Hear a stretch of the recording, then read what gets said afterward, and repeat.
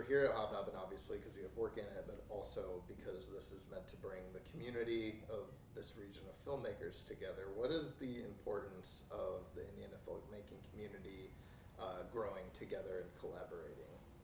Yeah, I think as a filmmaker and as a creative, it's really important to invest in your community if you want to see change and you want people to make projects here and be able to express themselves through cinema. And so making projects where you live and hiring local people, using local equipment, filming at local businesses, I think that's all really important to support the industry.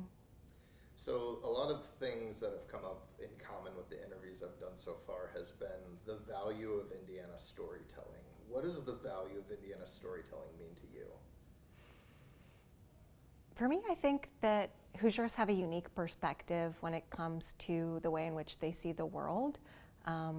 We're the crossroads of America. People don't often think about the Midwest as someplace that has valuable stories. A lot of the times it's East and West Coast people think of movies coming out of, but I think Hoosiers have a humble perspective on life, whether it's our connection to the land and the way in which we, grow our food or raise our families, or I don't know. I think that a lot of people here are family oriented. Hoosiers get a rep as being really kind. I was at a film festival last weekend, and everyone that I met from out of town was just like, everyone here is so nice. And I think that really is true. We're just trying to be friendly, and I think that comes across in our art as well. I personally like to tell stories about family relationships, about motherhood, sisterhood, about grief, spirituality, and so I think probably my background as a Hoosier comes across in my work as well. Let's talk a little bit about that, because your film on The Water's Edge seems to have those kind of heavy themes to it. Kind of talk about how, what does expressing those kind of themes mean to you personally as a person? Sure. As you mentioned, The Water's Edge, it is a story about a woman in her 30s who makes the decision of whether or not to see her ailing mother for what could be the last time. She fears that going and seeing her mother in such a fragile position will change her perspective on their relationship. And so for me, conveying those themes, I think, is important because grief is something that so often people think about after someone's passed. And so we don't think about how the anticipation of losing a loved one affects us. And that was something that I thought I could tap into and share with other people. And the film's also a reflection of my relationship with my sister.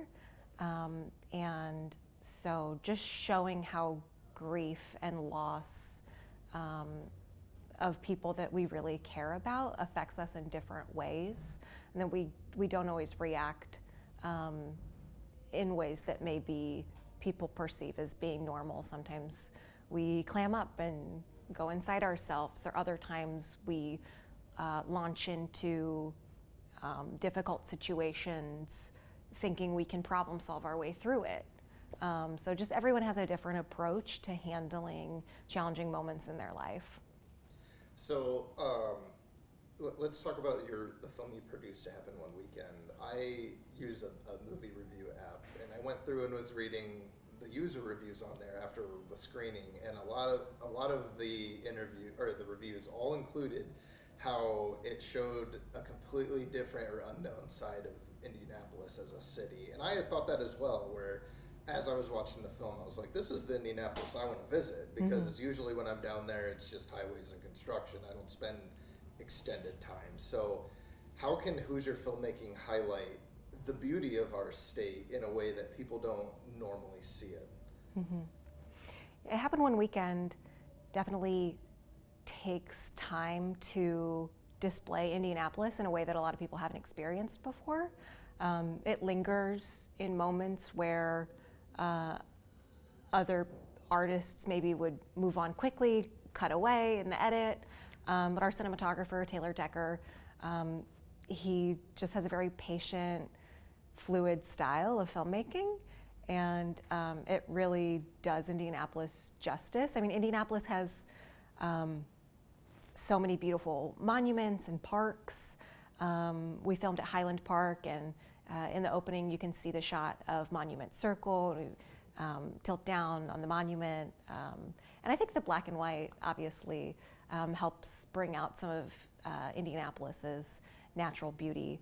But I think there's also something to be said for shooting in a place that hasn't been showcased a lot before. There's so much potential just even in your own backyard, and I think that's something that I hope people can take away from that film, is that you don't need to travel extensively or go on a study abroad trip or something to make a film. You can just showcase the things that are meaningful in your life and things that you encounter on a daily basis, and just bring your fresh, unique perspective to them and hope that other people enjoy them as much as you do. So for the Hobnobben Film Festival, like one aspect that the co-chairs really focus on is having the conversations together and leaving knowing that you've done some networking and have thought from the films that you've watched. How do you find Hobnobben beneficial to the filmmaking community? I think Hobnobben has a lot to offer to the filmmaking community. I'm so glad that we're able to be back at the Cinema Center this year after a challenging couple years navigating through the pandemic and not really being able to connect with people in the ways in which we've done previously. And so just having those face-to-face conversations about either the craft of filmmaking or the business side of it, whether we're talking about how to tell stories, how to interview people, like we did yesterday with HUDOCS and the Constructing Your Narrative panel, or the tax incentive that just passed a few months ago in Indiana, how to leverage that for productions and filmmakers. I think that Hobnobben being able to use it as a way to facilitate those conversations and a place where people can come together and ask questions and get their questions answered. I'm glad that Hobnobben and the Cinema Center are here to provide that for the community.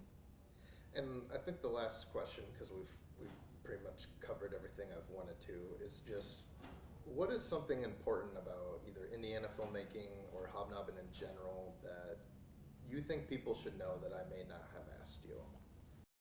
Yeah, I think Hobnobben is really unique in its own right. It's different than other film festivals because it elevates storytelling above all else. If you don't have really fancy equipment or the largest budget to work with, it looks at, okay, what are the themes that you're trying to convey? What is the story that you're bringing to the table? And who are you as a filmmaker? And what is the unique way that you see the world? And Hobnobben, when they're programming the festival, they really look at those aspects above maybe the technical elements and things that can be like barriers to entry for a lot of filmmakers. So often film festivals are just like, oh, well, your picture quality or your color grade or your sound design isn't professional quality, so we're not going to take your film, when maybe it has a really great story, really great narrative and characters that can impact and touch other people. So I'm glad that Hobnobben is able to showcase stories of all varieties and doesn't look at technical barriers. Okay, well, that's all the questions I have for you. Thank you very much for giving me a few minutes of your time. Yeah, thanks so much.